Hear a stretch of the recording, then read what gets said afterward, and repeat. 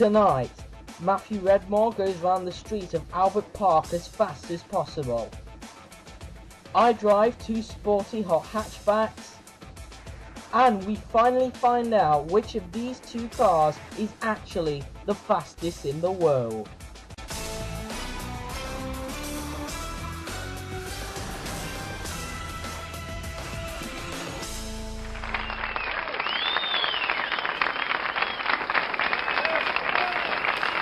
Hello and welcome to what is tonight another lengthy episode of Top Gear Gran Turismo. Especially later on tonight, where we finally find out who is the fastest speed demon on Earth between a Bugatti Veyron and the F1 car. But all that is later on. But first of all, let's go over to Australia at the Albert Park Grand Prix circuit in Melbourne, where Matthew Redmore will take you round for another great lap. Hopefully the tips and tricks he'll give you will hopefully make you better in league races, like I've always said in this series of Top Gear.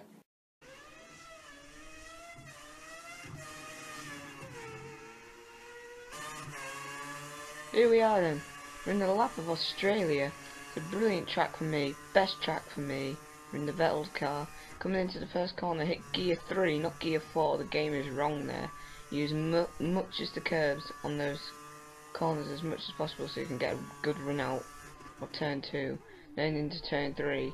Try and clip that corner and don't go too wide, otherwise it will mess up your entry into turn 4. And into turn 5.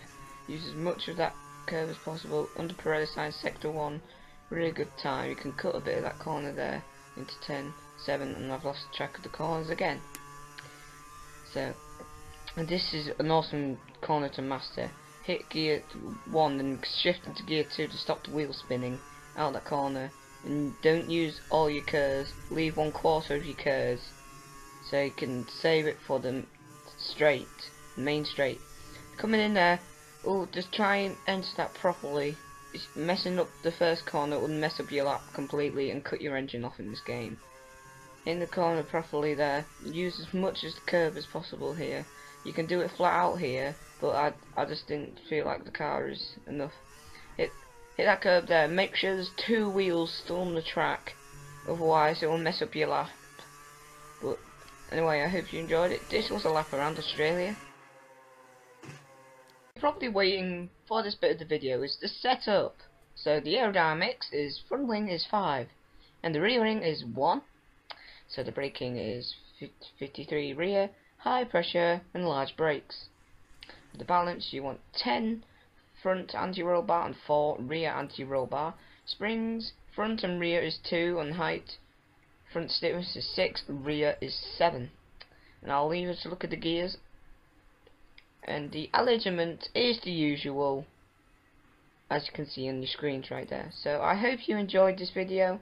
See you back in the studio. Peace. Yes guys, a perfect lap there from Matthew Redmore. What track will we go round next week?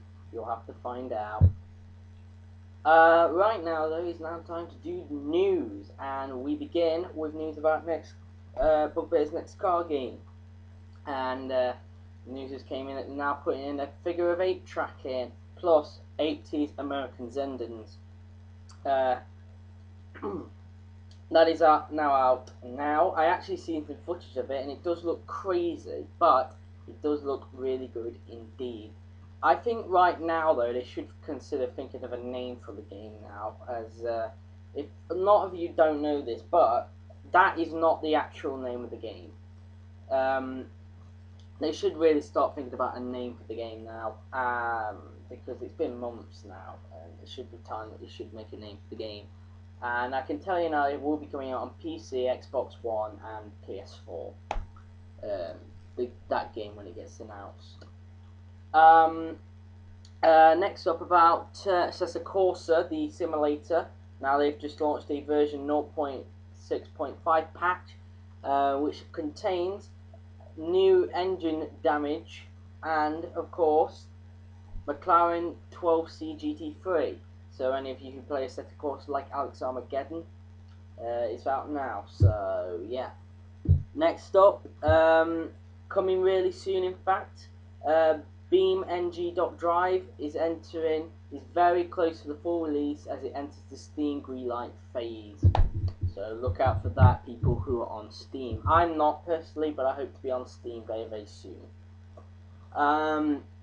Next up about Mario Kart. Now, I know I don't like Nintendo, but I have to mention it because this is a car program. Basically, it's news that Mario Kart 8 is scheduled for a global release on May 30th, 2014. So look out for that. Next up about Vision GT concept. Now, a team known as Cigarette Racing have announced a one-off Vision GT concept speedboat. I don't know what they're going to be using for, but it's going to be a high-performance speedboat, according to them. High performance, so it should be good.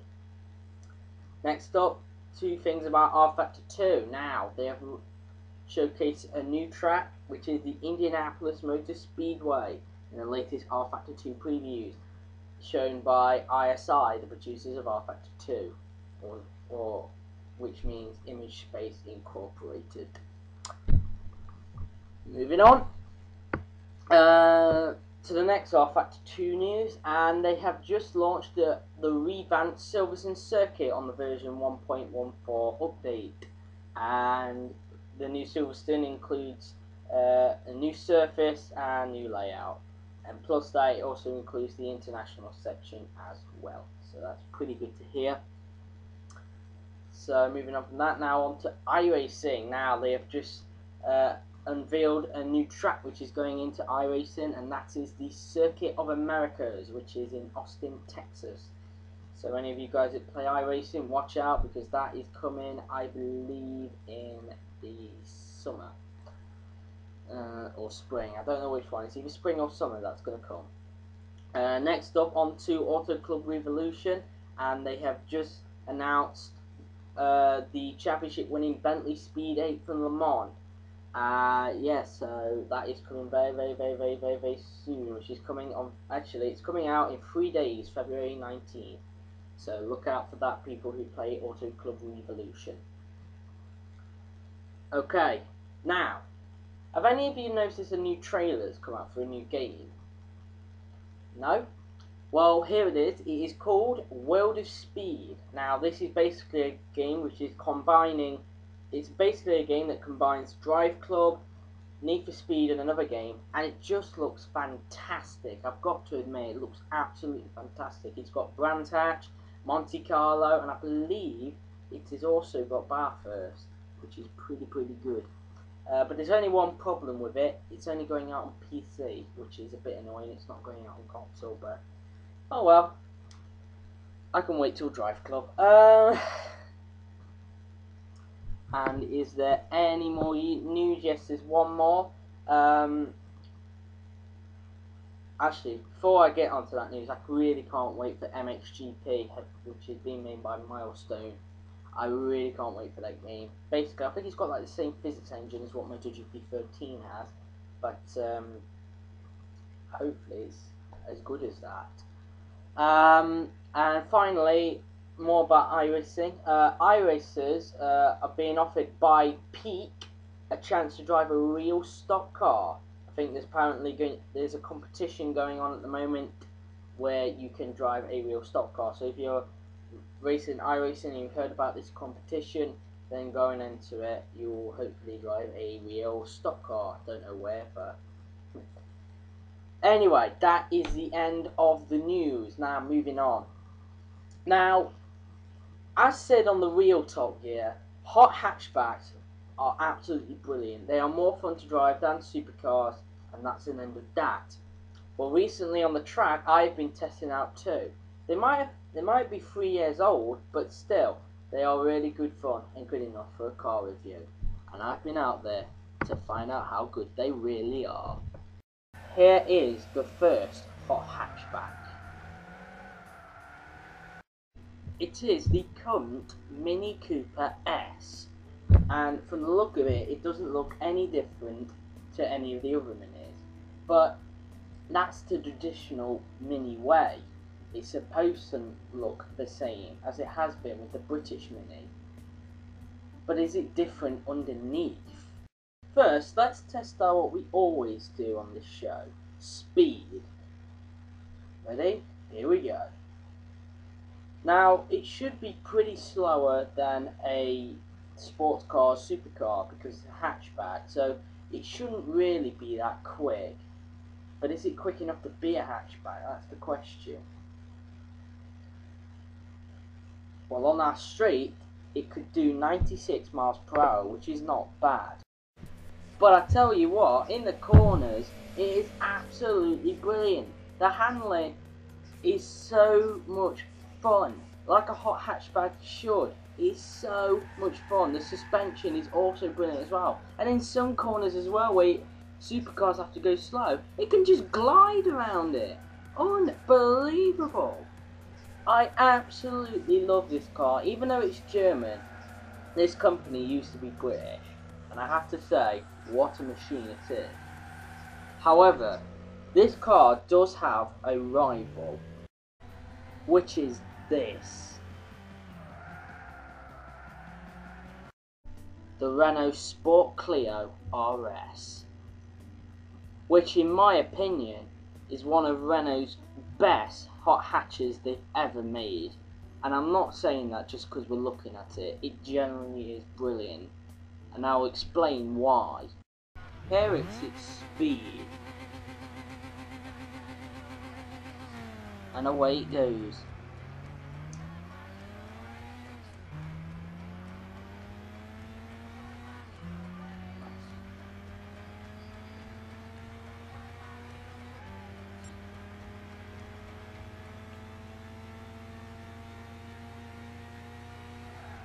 "98, that's 2 miles an hour faster than what the Mini could do. And just like the Mini, it is so good in the corners, so much fun as well. The suspension also glides as well, and just like the Mini, through corners where the supercars have to slow down, the Renault can just glide. What a car it is. There are a few problems with the Mini and the Renault. When you turn the traction control off, it makes no difference, so you can't really get the back out. But it doesn't really matter anyway, because these two cars are absolutely brilliant. However, which one is the best? Well, let's first of all start with a drag race. Now, just to explain, I'll be driving the Renault, where the Mini will be driven by the Stig. So here we go. And as you can look, the Mini has the lead. But can the Renault get it? Can the Renault take the lead?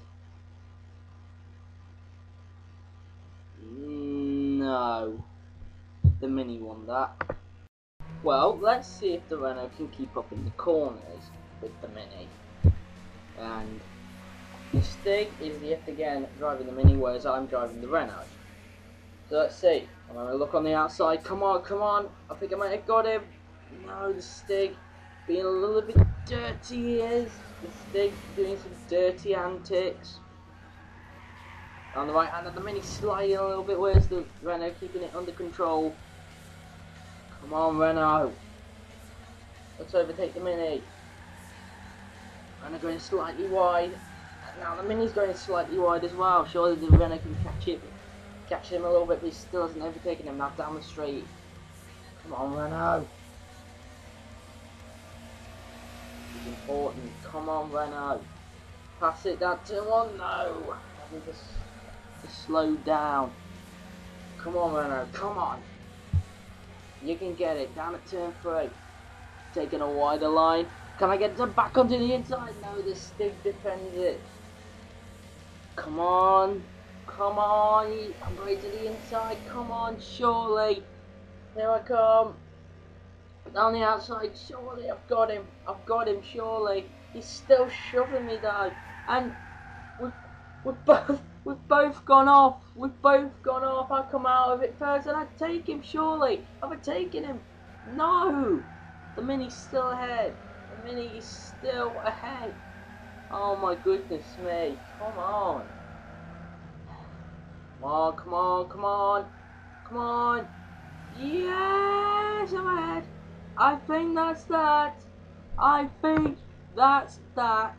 Well, that's what I thought it was, until I realised that the Mini had a tactical plan up its sleeve a few seconds later. No! No, I've gone wide, Charlie, I can undercut him. I can get him back on the inside. Bit of argy-bargy. Yes! I'm ahead. I'm ahead.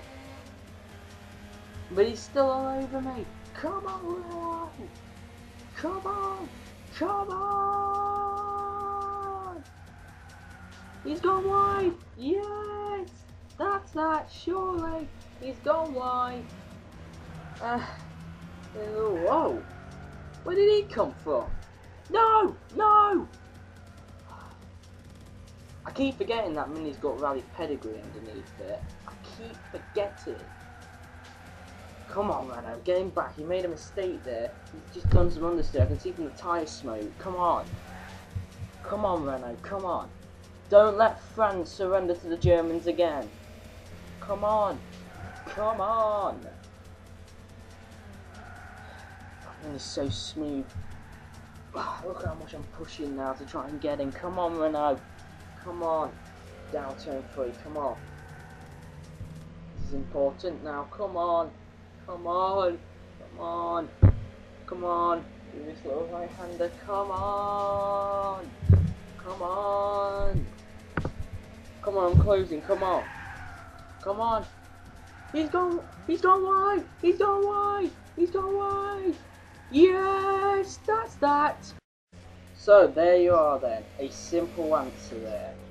Surely the Mini is so much faster down the straight in the drag race, but to be honest, I'd rather have the small French car instead.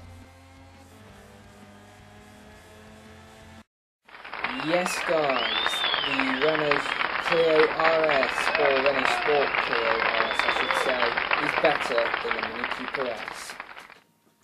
Speed is so much better, is so much comfortable to drive, steering is absolutely brilliant, and of course is so much fun. Although I would say if you want a car which has high top speed, then you need to get the Mini because it's faster than the Renault, as proved by the drag race. But as you can probably tell, there's a bit of a background change, as you can see, and it was the same for the news. Now this is another part of the Top Gear Gran Turismo studio that you don't really see, but we thought we'd show you in this episode today. But enough of the background, it is now time to find out how fast these two cars go around the track, and that of course means handing it over to our team racing driver. Some say that he appears on high value stamps in Sweden, and that he can catch fish with his tongue. All we know is he's called the Stig.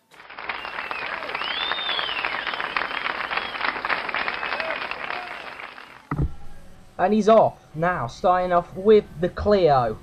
Here he goes down the straight, a little bit slowly than the Tesla and the BMW. I'm sure it won't be quicker than the Tesla or the BMW because it's a hot coupe, hatchback, not a sporty coupe or electric sports car.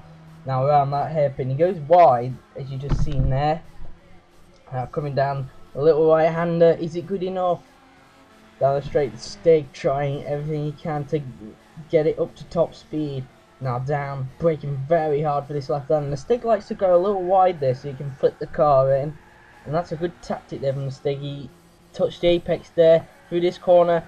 Doesn't need to brake hardly. Now down the left-hander, nicely turned in. How much fun he's having in that car, I have no idea. Now down through that right-hander, now into the left. Has he understeered? No, not a sight of understeer there. Perfectly executed there by the Stig. Now coming around that final last corner. Here he comes, and across the line. Now it's the Mini's turn, and he's off. Now let's see what he can do. Down the straight now, is he going to be a little bit quicker? Come on, Mini. Is the Mini going to be quicker than the Renault? Let's see. If it does beat it, I am going to kill myself, to be honest. Now down the left-hander, no understeer there. That's where the Mini's probably going to gain time. Although I don't mind if the Mini beats the Renault, to be honest. I don't care who is actually quicker. Now down the straight now, can the Mini gain time where the Renault couldn't? And once again, he takes that little wide line there. The Stig loves to do that so he can get the car flicked in through that left-hander. Here it comes now.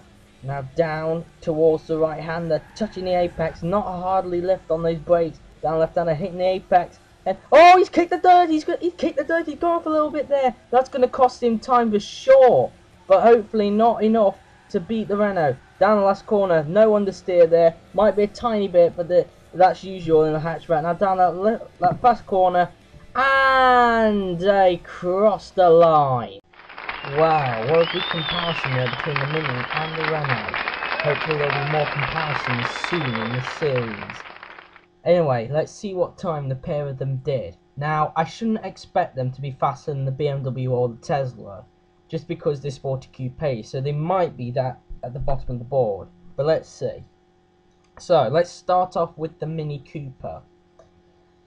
Okay, let's start off. The Mini did it in 1 minute, so it's slower than the Tesla and the BMW. 1 minute, 5.2. So, for now, he's in third position.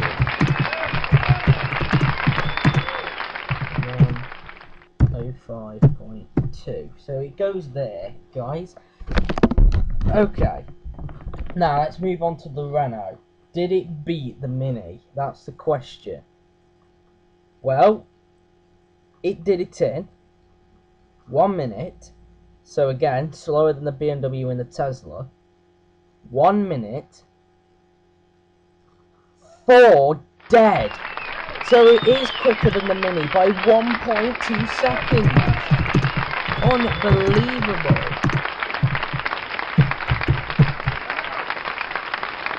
What a car. So yeah, the Renault is faster than the Mini round the track. What a lap from the Renault there. I love that car so much. I can dance and dance with that car all day. Anyway, usually at this point, Matthew Orange or Conan Welsh would do a review right now. However, they are not available this week. So anyway, let's move on. Because usually at this point there will be a star in the reasonably priced car, but yet again there isn't any this week, as you may have seen that I uploaded a video showing you how to become the star in the reasonably priced car. It was suggested by a lot of people because people were getting confused on how to be a star. So that's why I made it, but I uploaded it on a Friday, which is disappointing, and that meant that there was no time for anyone to be a star in the reasonably priced car. So hopefully for episode 4 there will be a star in the reasonably priced car. Fingers crossed. So what I thought I'd do instead, to make sure this episode is lengthy, like I said in the beginning, is to put that in. To put that video showing you how to become the star in the reasonably priced car in this episode. It's 10 minutes long, but I hope it helps. If you haven't seen it, then you're lucky because you're going to see it now. So hopefully you can be a star in the reasonably priced car. Enjoy it. Hello guys, this is Jose Willows from the Top Gear Gran Turismo series, and today I'm going to be showing you how you can become the star in the reasonably priced car. A lot of you have requested this, so I'm going to do it for you right now. So, step 1, what you need to do is you need to go on dealerships. Oops, nearly got wrong there. So I go to dealerships, and then you want to go on to Asia, and go on, actually that's not Asia, is it? And go to Honda, or you can go to manufacturing list and scroll down to H, where you will find Honda. Click on Honda, and then you need to purchase the, what is it? There it is. The Honda ZRZ at 10.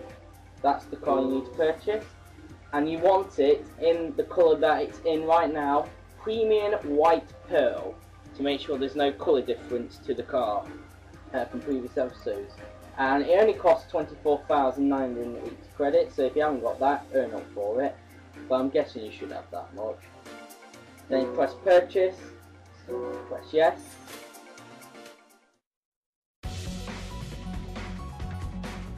Now I should say that this car is not on your courtesy car list, so you'll need to do another thing. So this is step 2 now. So what you want to do is, you can do two things. You can either press yes. Actually, I'll press no for now. Okay. Okay. So I'll press no for now.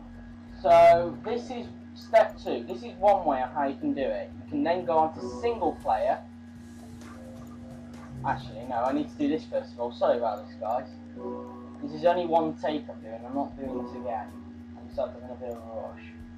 So after you purchase it, it will be all the way down the bottom of your garage. There it is. Now you can do two things. One, you can press change car, which I'm going to do now, or you can do both if you like. Add it to favourites, and then when you've done with it, okay, when you've done with it after a lap, you can remove it off your favourites if you want, and you can change to another car. So that's two ways you can do it. Now here's what you do next. So you want to get out of that place, and then you want to go on to single player, in the arcade mode section of it. Go on to time trial, go on to world, and then you want to go around the Silverstone International Circuit, which is this one, with the weather being variable. I want you to keep it on sunny, please, so don't adjust the weather. Well, I don't know actually. Change the weather, but it doesn't matter. Now, this is the two ways you can get in the car. You can either click on the current car that you're on right now, and it will just send you to the track, or this is the way I'm going to do it. You either go on to choose from favourites, and there is the car there. So click it, you should be on your way. Now, while you wait for this to load, keep an eye out this Friday or Saturday for episode 3 of the series. Okay, it will really help. Okay, once you are at the track, which I am right now, ignore that at the top, it was just a random time that my brother did with a Super GT car. What you want to do is, you can do anything to your driving options, it doesn't matter, but do not, if you purchase some tyres, okay, do not change them. You need to keep them on comfort media. And also guys, you are not allowed to tune the car as well. You need to keep it the same to make it equal. Okay? Okay, now once that's sorted, if you press start, okay, you will need to do 3 practice laps. I'm only going to do 1 on this video because I haven't got that much time. I don't want it to be too lengthy. Okay, I'm only going to do 1 practice lap, guys, but when you do it, okay, you need to do 3 practice laps to make it fair. Okay, I'm going to show you right now what I mean. So you can do 3 practice laps, but on those on your first practice lap, you can just do this. You can just, there's no need to do a standing start. All you just need to do is do a Le Mans style start and just do 3 practice laps. Make sure your 3 practice laps are the ones where you make mistakes. Practice laps are where you can feel the car, get a feel of the steering, get a feel of the car, and also, like for example, you can make a mistake, okay, and yeah, as my brother comes into the room with 4 biscuits, okay. Now I'm just going to do this rough lap. It's not my best lap, but it's just to give you a demonstration. So yeah guys, your practice laps, your 3 practice laps, okay, will only be for, I need to think now, will be just to get a feel of the car, make a few mistakes before you do the real one, and then yeah, just get a feel for the car and the time and get used to the car itself. Okay? Now you're only allowed to do 3 practice laps because I want to make it fair for everybody. I don't want people just going around the track constantly doing a load of laps just to try and go to the top, because that's not fair. Okay? It needs to be equal. Because Matthew Redmore do 3 practice laps and then do the 4th lap. Okay? Now this is only my first lap, okay? But once you've done your 3 practice laps, which will say 3 on your lap thing on the left, okay? Once you've done your 3 practice laps, you need to pause the game and press restart.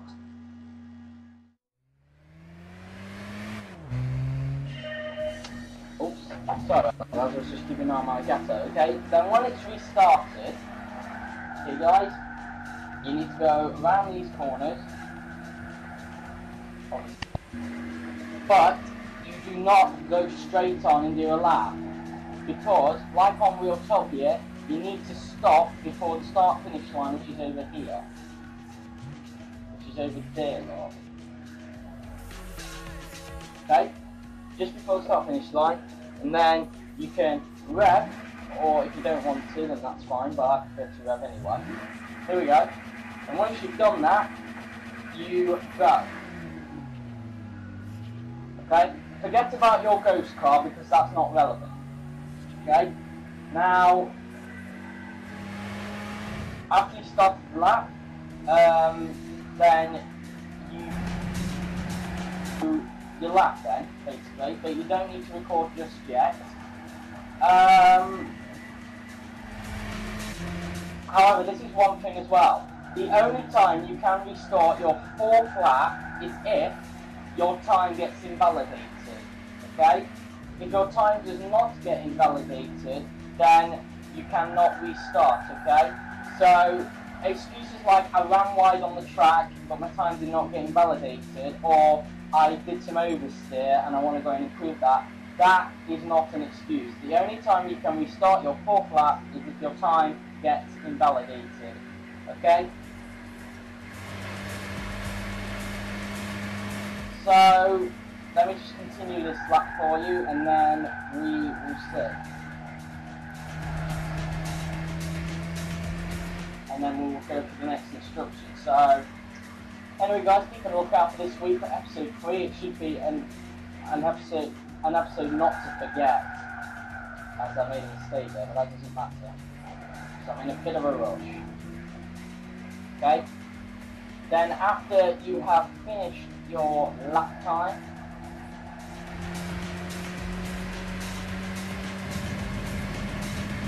okay, you need to keep going and then stop at a good point because we want to see you cross the line. Okay guys? Right, so after you've done that, you need to press exit, and there's a good reason for that.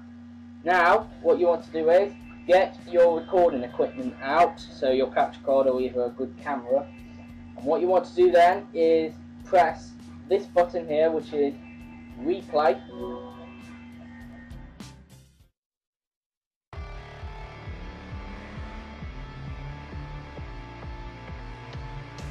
Okay, and then record the whole thing of the replay, okay?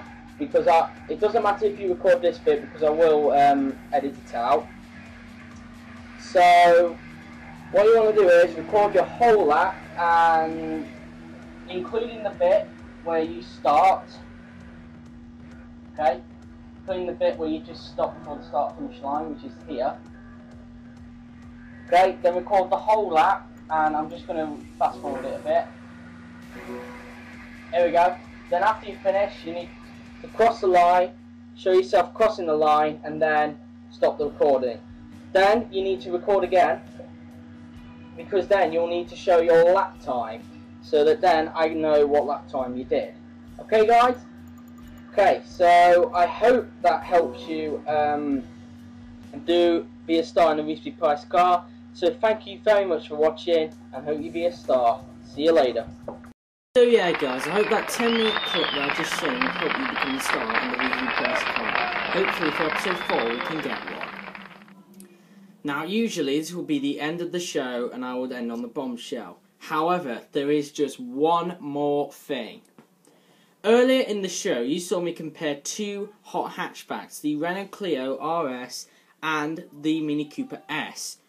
And after I did that filming, I actually went over to the world of Gran Turismo straight after to do another comparison. Because it's now time to find out which 2 cars is the fastest between the 2 fastest cars in the world. This car you should be familiar with. The 2 million game creditor Bugatti Veyron. Specifically, this is the brand new 16.4 version.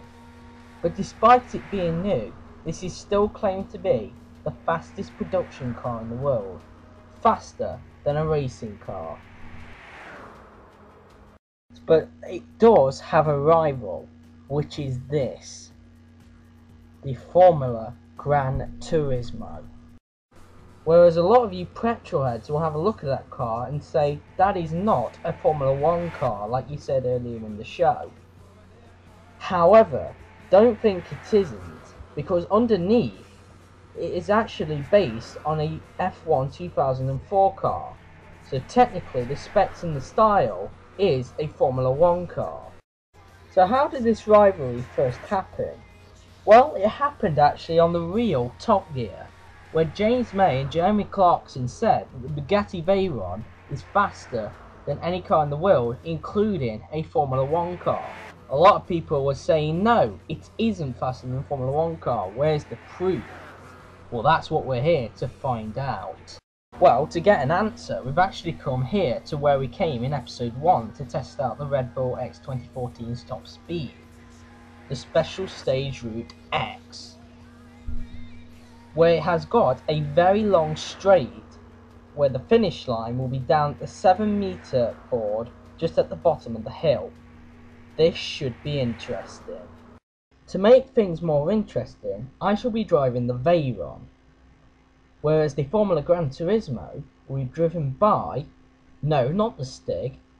He is in fact our concept racing and tuning expert, Joshua Anderson. Because now, for the first time, we are about to see which one of these two cars is the fastest. We are about to make history, ladies and gentlemen. Now, just to be clear, the Formula Gran Turismo has had to have a bit of a setup to cope with the bumps, as it was lacking and breaking down. That is what happened to the red car earlier today, so now it's been replaced by a green one, so that could affect the result. Anyway, let's see who can get to the 7,000 meter board first. One more thing, if we do end up crashing into each other because we have chosen a lane here, Joshua knows the drill. Get out and race to the border.